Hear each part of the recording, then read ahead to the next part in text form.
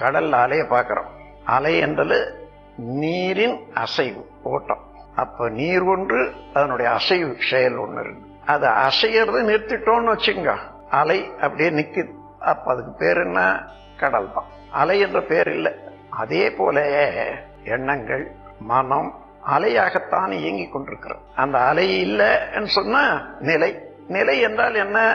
இறைநிலைதான். எங்கும் எல்லாமாக இருப்பது நம்ம உடலுக்குள்ளாக அறிவாக இருக்கிறது. அதுதான் அலையில மனமாக இயங்கிக் கொண்டிருக்கிறது. இத்தகைய ஆற்றல் உள்ள மனம் என்ன செய்தாலும் ஒரு சிறிது கூட வழுவாது அதை இறைநிலையானது இருப்பு வச்சு மறுபடியும் அதுக்கு தகுந்த பயனையும் கொடுக்கிறது. மறுபடியும் அது வேண்டும் போது அதே காட்சியை எண்ணங்களாக கொடுக்குது.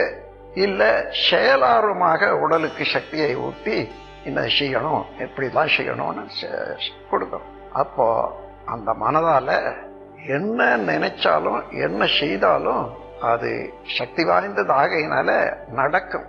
ஆனால் நடக்கிறபடி நினைக்க தெரியும்.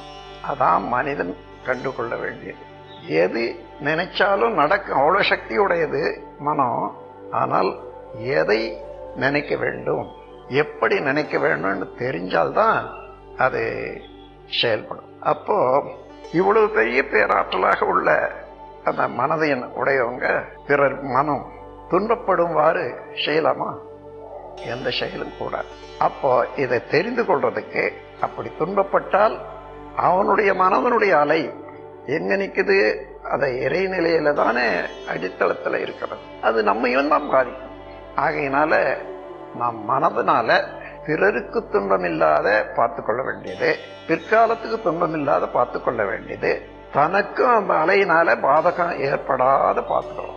அந்த அளவுல வரணும்னு சொன்னா மனதனுடைய அலைச்சூழலை விரைவை குறைச்சி எப்பொழுதும் விழிப்பு நிலையோட நல்லதே விளைவிக்கத்தக்க செயல்களை எண்ணுவது, செய்வது என்ற பழக்கம் வேண்டும்.